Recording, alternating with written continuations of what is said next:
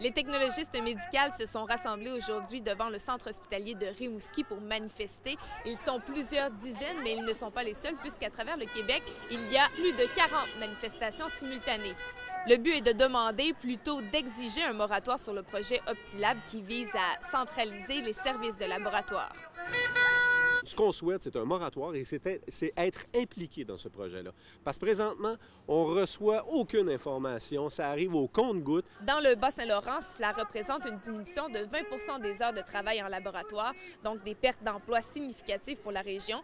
Également, ça représente des diminutions importantes des services à la population.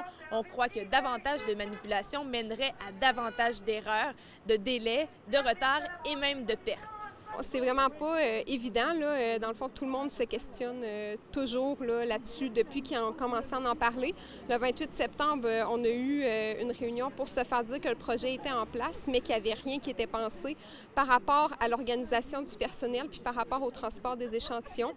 Si les échantillons se perdent ou que le transport n'est pas adéquat, bien, nous, on ne donnera pas des résultats adéquats non plus aux patients. On commence à en recevoir des échantillons de plus en plus, là, et c'est le bordel. Les membres du syndicat demandent davantage d'informations et de transparence de la part du ministre Barrette. M. Barrette, il parle de 75 millions d'économies. Ce chiffre-là ne tient pas la route, puisqu'on n'est pas capable ici d'évaluer le prix que ça va coûter.